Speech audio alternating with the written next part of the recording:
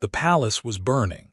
Sergeant Marcus Drake pressed himself against a marble pillar, debris raining down around him as another explosion rocked the structure.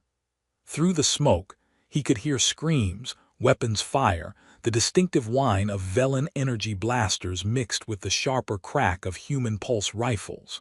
This wasn't supposed to happen. The diplomatic reception was meant to be routine, United Earth forces providing security while politicians and royals exchanged pleasantries. Instead, separatist forces had turned the event into a war zone. Alpha Team report, Marcus spoke into his comm. Static. Alpha Team respond. Nothing, he was alone. The explosion that separated him from his squad had thrown him deep into the palace's inner sanctums, areas clearly marked as forbidden to off-worlders. Velen's script decorated the walls in elegant patterns he couldn't read, and the architecture grew more ornate with each corridor he traversed. Find an exit. Regroup. Those were his priorities, but the palace was a maze of crystalline corridors and floating staircases that defied human architectural logic. Every route he tried seemed to lead deeper into the complex rather than out. Another explosion, closer this time. The floor shook, and Marcus heard something else beneath the chaos, a sound that made his soldiers' instincts flare. A weak breath, someone dying. Against every survival protocol screaming in his head, Marcus followed the sound. He'd lost his squad, he'd lost his bearings, but he wouldn't lose whoever was making that desperate attempt to draw air. The corridor opened into what might have been a private study or meditation chamber. Shelves of crystalline books lined the walls, holographic displays flickered with data, and in the center of the room, collapsed against an overturned desk, was a figure that made Marcus's blood run cold. A woman, Velen, clearly, the elongated ears gave that away immediately. Young, perhaps equivalent to mid-20s in human years. Silver hair matted with dark blood, skin bearing intricate natural markings that swirled across her visible flesh in patterns like living art. Her clothing, once obviously fine, was torn and soaked with blood, and protruding from her side was a ceremonial dagger, its ornate handle gleaming even in the dim emergency lighting. Her violet eyes, clouded with pain and fading consciousness, found him. "Human soldier," she whispered, blood bubbling at her lips. "You shouldn't be here." "Neither should you, with that sticking out of your side." Marcus was already moving, dropping to his knees beside her, his combat medic training overriding any consideration of protocol. "Hold still. Leave me." Her voice was surprisingly strong for someone clearly dying. "Save yourself, the separatists. They came for me specifically. Then they'll be disappointed because you're not dying today." Marcus assessed the wound quickly. The dagger was positioned dangerously. Removing it might cause her to bleed out immediately, but leaving it would kill her just as surely as vital organs struggled around the intrusion. "You can't help me," she insisted. "I'm Velen, you don't know our physiology. You'll kill me trying to save me." "My training covers basic Velen emergency medicine. The Alliance requires it." He was applying pressure around the wound now, trying to slow the bleeding without disturbing the dagger. "Though I admit, the courses didn't cover ceremonial stabbing." Despite her condition, she almost smiled. Gallows humor. "Very human. What's your name?" He needed to keep her talking, keep her conscious. "Princess Sira of House Aralith." Marcus's hand stilled momentarily. Princess. He was treating a princess, the Emperor's daughter, if she died under his care. He pushed the thought away. Rank didn't matter when someone was bleeding out. "All right, Princess Sira, here's the situation. You've lost a lot of blood. The dagger needs to come out, but when it does, you'll lose more. You need a transfusion." "Impossible. We're in a war zone. There are no medical supplies here, no other Velens too." "Human blood," Marcus interrupted. "Can you take human blood?" She stared at him, and something complex passed across her marked features. "You would give me your blood. If it will save you, yes." "You don't understand." She coughed, more blood appearing. "Human and Velen blood, they're compatible enough for emergency transfusion, but it creates a bond, a blood debt. Our species can sense each other's blood. If you give me yours, then you'll be alive to explain it to me later." Marcus was already pulling out his emergency medical kit, finding the transfusion supplies he always carried. "Stop arguing and let me save your life." "You'll be tied to me," she warned, her voice growing weaker. "The bond is not metaphorical, it's biological. You'll feel compelled to remain near me. You'll sense my emotions. You'll be mine in ways your human customs don't recognize. Are you truly willing to accept that consequence?" Marcus looked at her, this dying princess with her marked skin and fading violet eyes, and made his choice. "I'm willing to accept you living." Before she could protest further, he was working. He removed the dagger with one smooth motion, his other hand immediately pressing a coagulant pad to the wound. Sierra screamed, then her voice died to a whimper as shock started to set in. Moving quickly, Marcus opened a vein in his own arm with practiced efficiency. He connected the portable transfusion device between them, and his blood, red human blood, began flowing into Velen veins. The effect was almost immediate and startling. Sierra's body reacted visibly, her markings seeming to glow faintly in the dim light. Her breathing, which had been shallow and labored, steadied. Color pale by Velen standards but healthier, returned to her face, and Marcus felt it, something connecting, a thread invisible but tangible, weaving between them as his blood entered her system.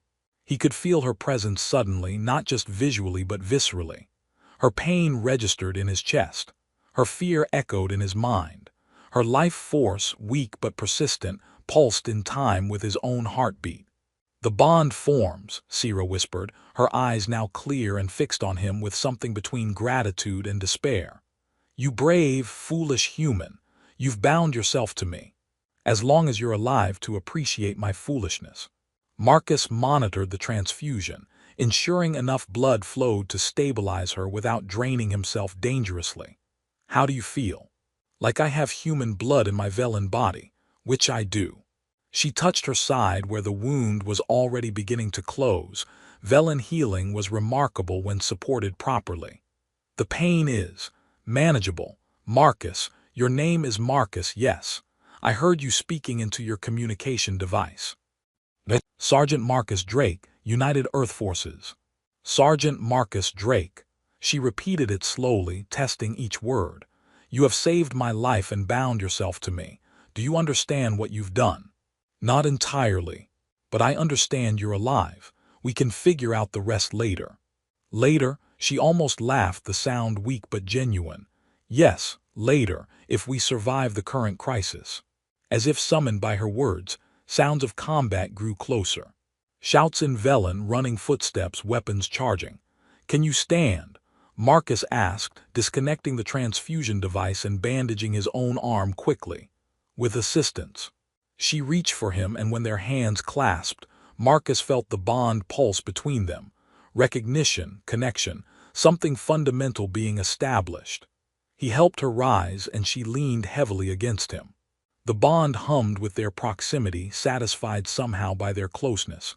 "The guards will be searching," Sierra said. "They'll find us, but Marcus." She looked up at him, her violet eyes intense. "When they do, stay close to me. The bond is new, fragile. If they separate us immediately, we'll both suffer. Promise me you'll stay close." "I promise."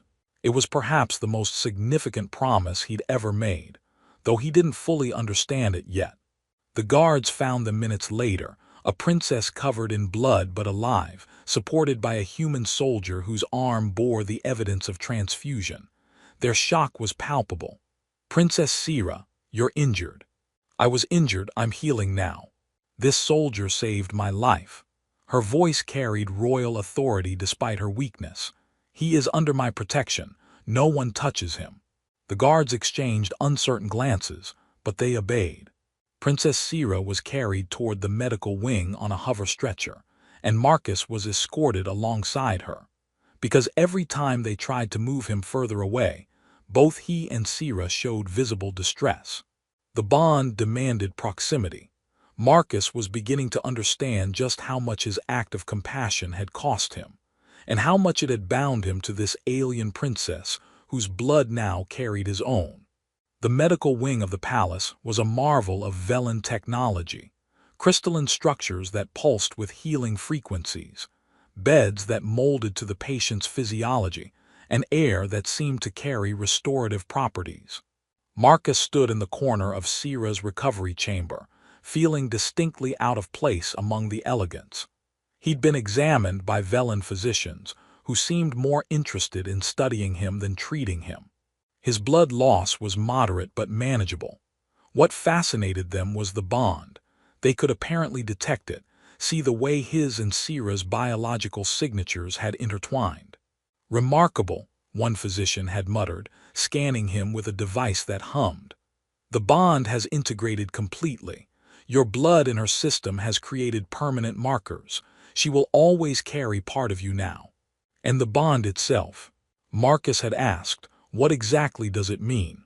It means you are bound to the princess by blood debt and biological imperative. You will feel compelled to remain near her. She will sense your presence, your emotions, your state of being. Separation will cause distress to both of you. The bond is sacred among our people, created only in the most extreme circumstances. Sacred? Great. He'd accidentally entered into a sacred alien bond by trying to save someone's life. Now standing in Sira's chamber while she rested, Marcus felt the bond as a constant presence, a thread of awareness connecting him to her. He could feel her exhaustion, her healing body's struggle, her dreams flickering at the edge of his consciousness. You don't have to stand guard, Sira's voice was weak but aware. He turned to find her violet eyes open, watching him. I have guards for that. Force of habit, he approached her bedside. How are you feeling? Like I was stabbed and then filled with alien blood. She shifted, wincing slightly. Though the alien blood seems to be helping, my healers say I'm recovering faster than expected. Glad to be useful. Useful, she studied him. Is that what you think this is, being useful? Marcus sat in the chair beside her bed, close enough that the bond hummed contentedly between them. Sira, I honestly don't know what this is. You're a princess. I'm a soldier. You're Velen. I'm human. You were dying, so I helped. Now apparently we're bonded for life. Not quite life. The bond can be dissolved, but only by mutual agreement before the Council of Blood.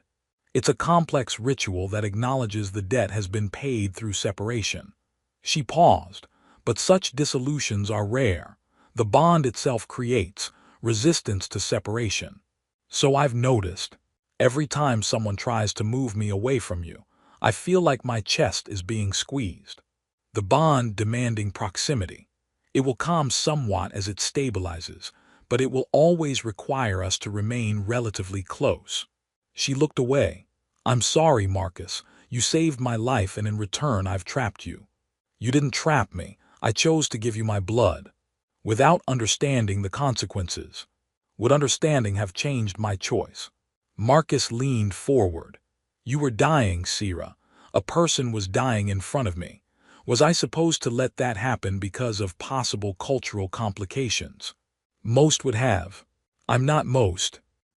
She turned back to him, something unreadable in her expression. No, you're not. And that Marcus Drake is both wonderful and terrifying. Before he could respond, the chamber doors opened, and a presence entered that made even the medical staff bow. Emperor Arilith.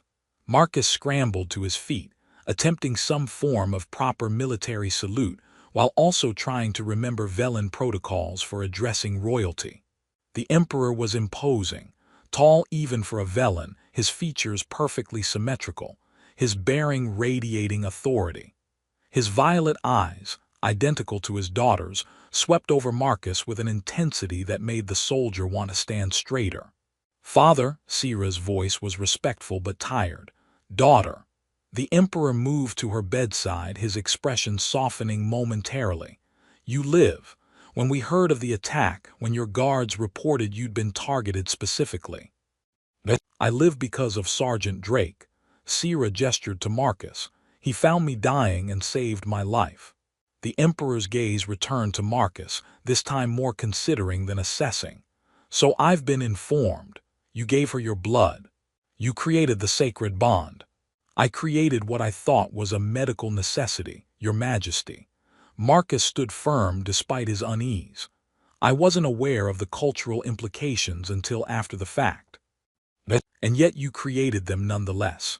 The Emperor circled Marcus slowly, studying him from all angles. A human, bonded to my daughter. A princess of Velara Prime carrying human blood in her veins.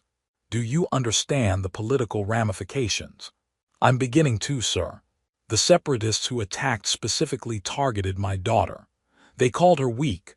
Her markings, they claim, prove genetic instability unfit for the royal line. Now she carries human blood. How do you think our enemies will use this? Marcus felt cold settle in his stomach, but before he could respond, Sira spoke. They'll call me corrupted, contaminated, unfit. They'll say the human blood proves their accusations of weakness. Her voice was bitter but resigned.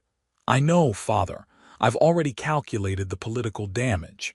As have I. The Emperor stopped before Marcus.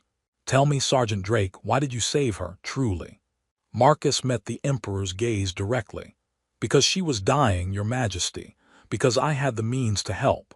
Because letting someone die when you can prevent it is wrong, regardless of politics or species or consequences. Even knowing the cost to yourself, your military career, your freedom, your future, all compromised by this bond. Even knowing, yes. The Emperor was silent for a long moment. Then, unexpectedly, he almost smiled. You're either very noble or very foolish human. My princess said something similar, sir. I imagine she did. The Emperor turned to Sira. Daughter, this soldier saved your life. The bond he created, while complicated, was born from honor. I propose we treat it as such. What do you mean, Father? Sergeant Drake cannot return to his military duties as normal. The bond won't allow it. You'll both suffer from prolonged separation. He cannot leave the palace without experiencing distress, and you will sense his absence constantly. The Emperor addressed Marcus again. I propose you become part of Princess Sira's personal guard.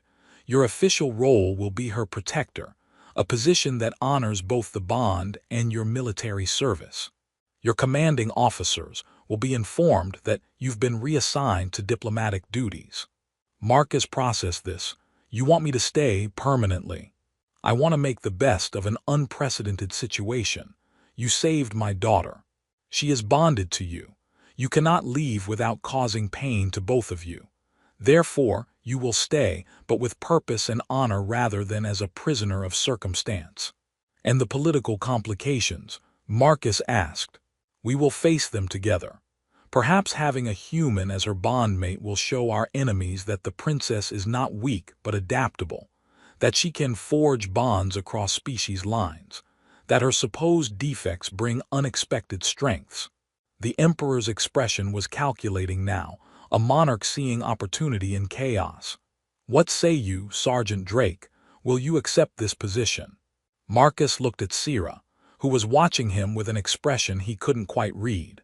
Through the bond, he felt her anxiety, her hope, her fear. Will this cause more problems for the princess? He asked. Inevitably, the Emperor admitted, but not more than already exist. The bond is formed. Trying to hide it or ignore it will only worsen things. Better to face it openly. Marcus considered his options. Return to his squad meant constant pain from separation, plus whatever political fallout would follow anyway. Staying meant entering an alien court as an outsider, bound to a princess who hadn't chosen him any more than he'd chosen this situation. But leaving also meant abandoning Sira to face the consequences alone. He'd promised to stay close. I accept, Marcus said. I'll serve as Princess Sira's protector. Something that might have been relief flickered across the Emperor's face. Then it's settled. Your quarters will be adjacent to the princess's chambers. The bond requires proximity, so we'll accommodate it. You'll receive training in court protocols and Velen customs.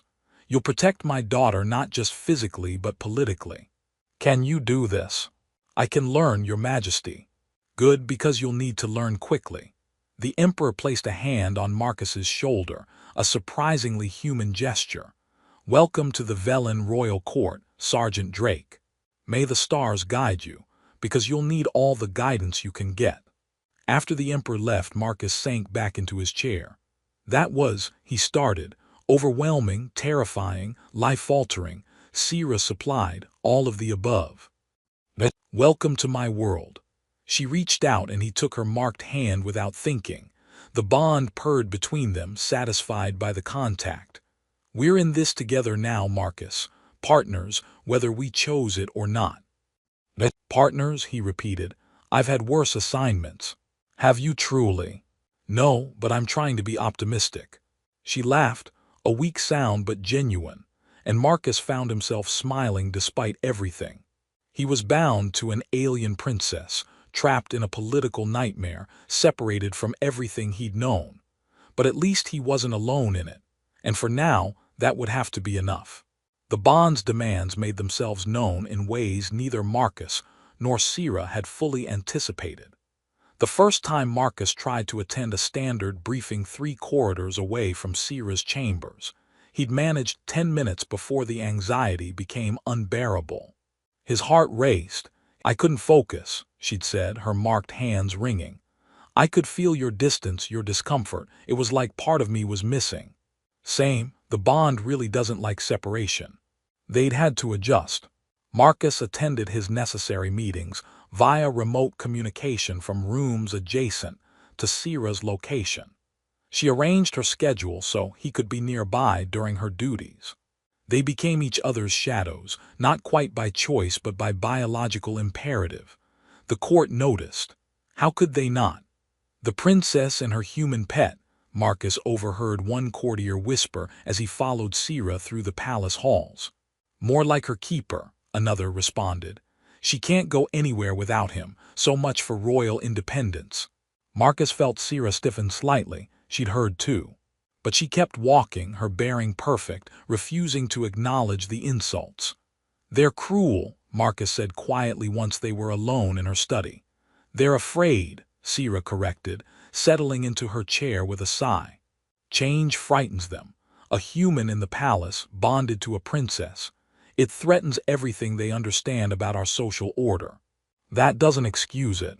"No, but it explains it." She looked at him. "How are you adjusting, truly?" Marcus considered the question carefully. "It's strange. I'm a soldier. I'm used to orders, structure, clear objectives. This court politics, the subtle games, the constant scrutiny, it's like combat, but the weapons are words and the battlefield is social standing." "An apt analogy, and you're learning to navigate it." "I'm trying. Your father assigned me tutors for Velen customs and protocols. I spend my mornings studying, my afternoons training with your guard, and my evenings." "With me," she finished, "always with me." "Is that a problem?" She was quiet for a moment. "I'm used to being alone, Marcus.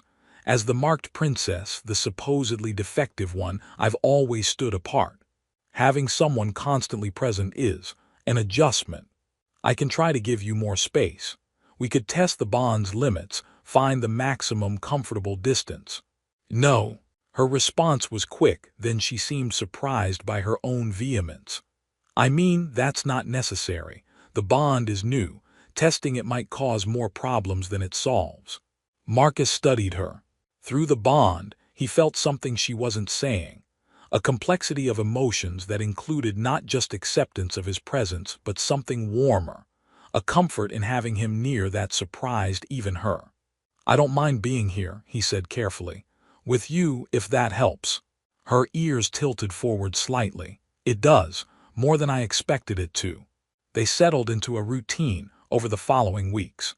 Marcus stood outside council meetings while Sira participated in royal duties. He trained in the combat yard while she practiced her own fighting forms nearby. They took meals together, a necessity of the bond, they told themselves, though both had begun to enjoy the conversations that accompanied their dinners. Marcus learned that Sira was brilliant. Her strategic mind rivaled any military commander he'd served under. She learned that he was perceptive. His human perspective often caught cultural blind spots that Velens missed. "You see things differently," she told him one evening. "You're not raised in our traditions, so you question things we accept." Is that helpful or annoying? Both frequently, but mostly helpful. Their relationship deepened through necessity and proximity, evolving from awkward obligation into something resembling partnership.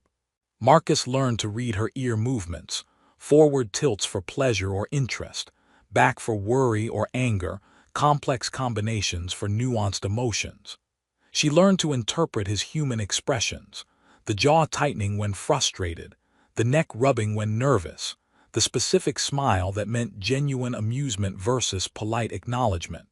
They understood each other in ways that transcended the bond, which made the political attacks harder to bear.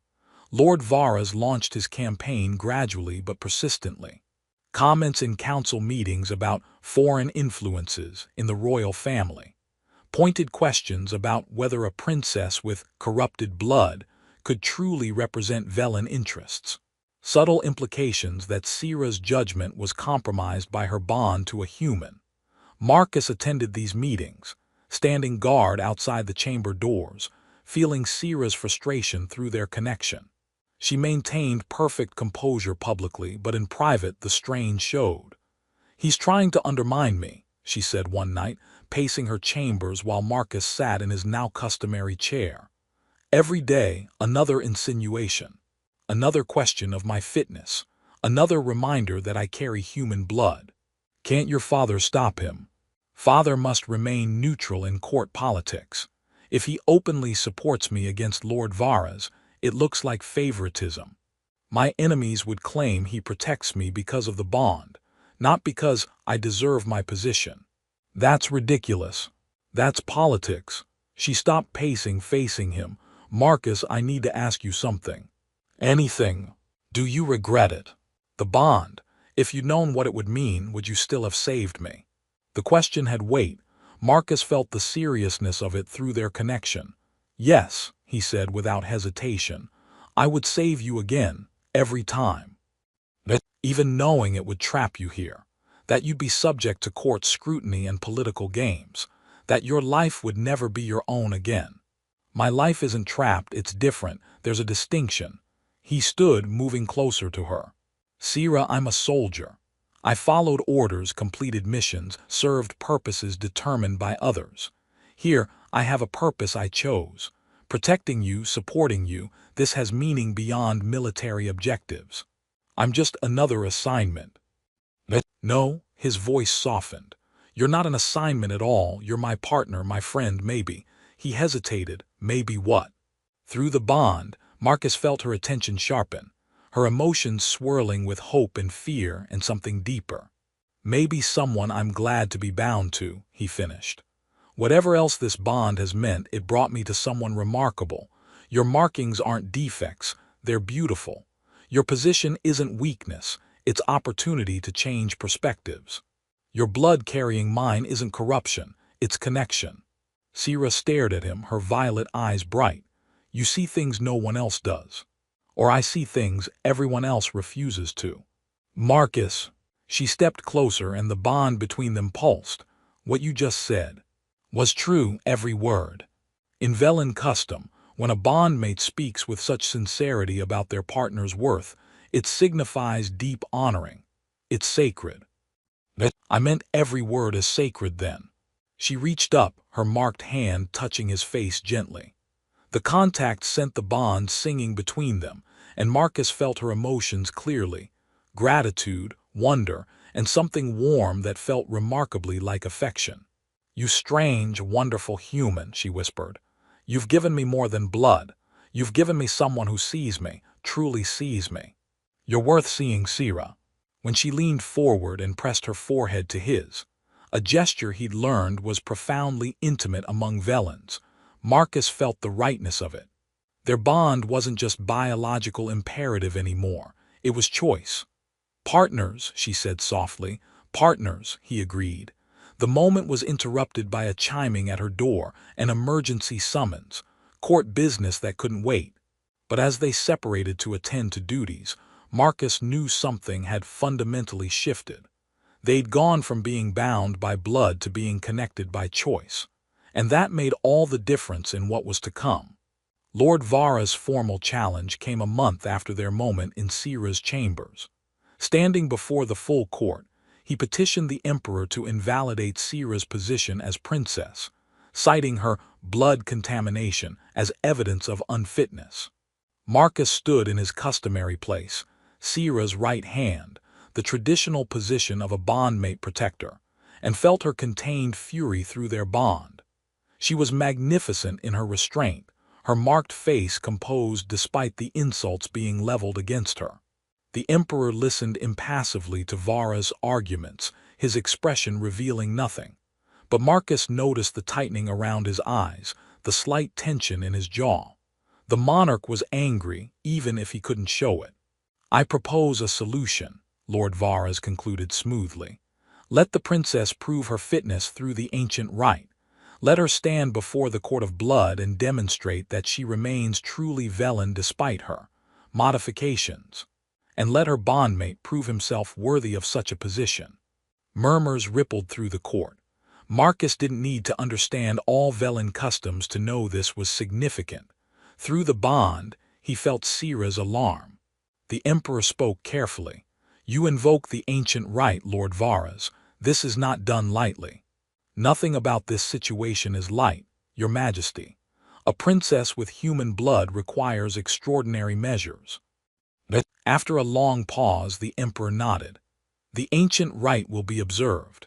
Princess Sira and her bondmate will prove their worth through traditional challenge. The court will witness, and judgment will be rendered." That night in their adjacent chambers with the connecting door open, Sira explained what they faced. "The ancient rite is a series of tests. I must demonstrate my Velen capabilities, combat, strategy, royal bearing. You must demonstrate your worthiness as my bondmate. If either of us fails, the bond is declared invalid, my position is stripped, and we're both disgraced." "No pressure then." "Marcus, this is serious." "I know. I'm managing my terror through humor, helps me function." He moved to stand beside her. "What exactly do my tests involve?" "Physical combat. You must face a Velen warrior and prove you can defend me." "Mental challenge. You must demonstrate understanding of Velen customs and strategy." "And personal declaration. You must speak before the court about why you honor the bond." "So fight someone stronger than me, prove I know things I just learned, and publicly declare private feelings." "Perfect." Sira touched his arm. "You can refuse. If you withdraw from the bond voluntarily, it dissolves. You'd be free to return to your military duties. The political consequence falls on me alone." "Is that what you want?" "I want you safe." "That's not what I asked. Do you want me to leave?" Through the bond, he felt her conflict, her care for his well-being warring with her growing attachment to his presence. "No," she admitted softly. "I don't want you to leave, but I won't hold you against your will." "You're not holding me. I'm choosing to stay. Partners, remember." "Partners?" She leaned against him and he wrapped an arm around her shoulders. The bond hummed contentedly. "Then we face this together," Marcus said. "You prepare for your trials, I'll prepare for mine. We show them that this bond isn't weakness, it's strength." The days before the rite were intense. Marcus trained relentlessly, learning Velen combat techniques to complement his human military training. Sira drilled him on court customs, history, strategic theory. They practiced together until they moved in unconscious synchronization. "Your human unpredictability is an advantage," Sira observed during one training session. "Velen warriors expect certain patterns. You don't follow them." "Because I don't know them well enough to follow them." "Exactly. Use that, be unexpected." They also spent quieter moments together, their bond deepening beyond survival necessity into something genuine. Marcus found himself looking forward to their evening conversations, their shared meals, the comfortable silences that needed no words. One night, as they reviewed strategy in her study, Sira asked, "What will you say for the declaration?" Marcus had been thinking about this. The declaration required him to stand before the entire court and explain why he honored the bond with Sira. It had to be true. Velens could apparently sense insincerity, and it had to be compelling enough to satisfy ancient traditions. The truth, he said, that I see you for who you are, that the bond started as accident but became choice, that I'm proud to stand beside you. Will that be enough? Will it be enough for you? That's what matters. She studied him with those violet eyes. Marcus, what are we becoming? I don't know. Does it need a name? Perhaps not. Perhaps it just needs to be what it is. And what is it? Real, she whispered. Whatever else, it's real. The rite began at dawn on the appointed day. The court of blood convened in an ancient amphitheater beneath the palace, its crystalline walls pulsing with resonance that seemed to judge even as it observed.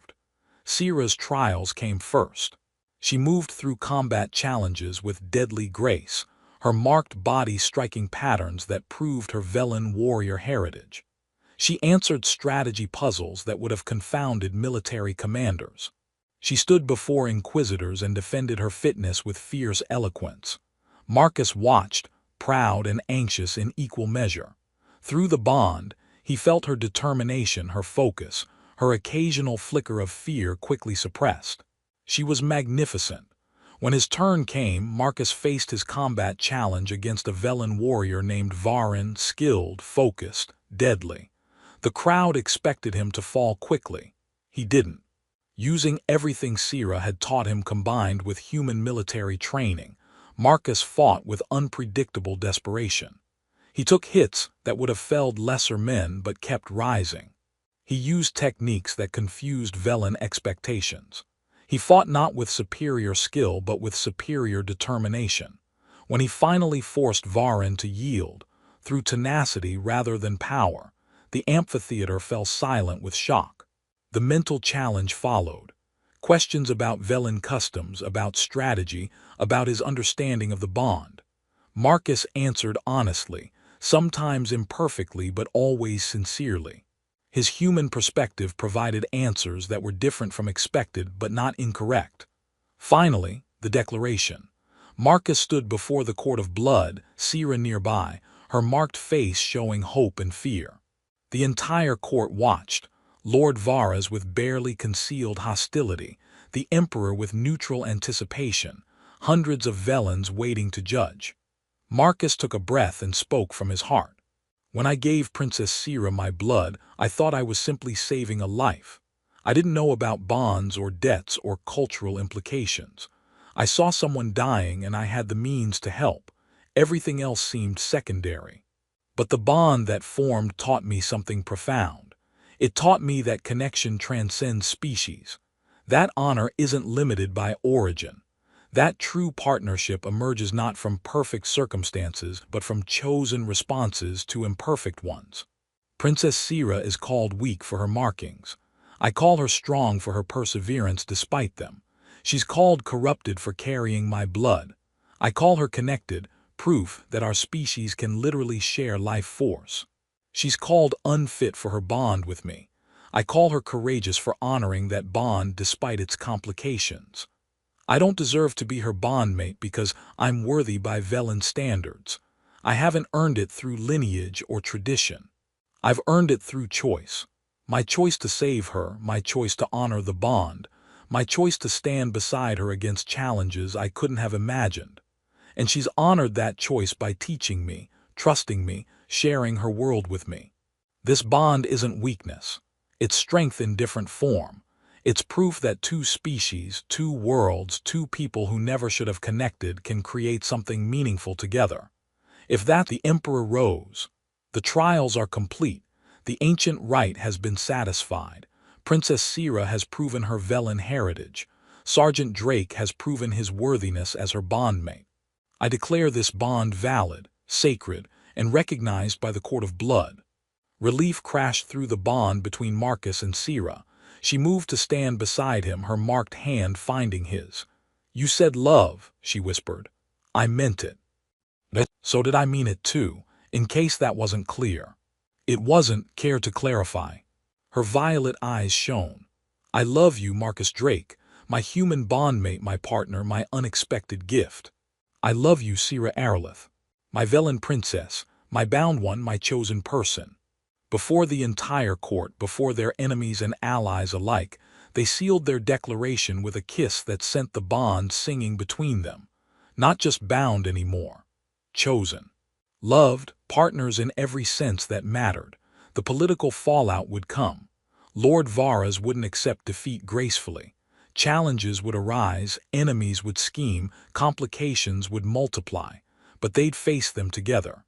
A human soldier who gave his blood to save a dying princess. A Velen princess who refused to let him go.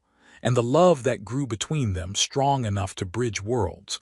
His blood in her veins. Her life bound to his. Their futures intertwined. Forever. And that was exactly how they wanted it.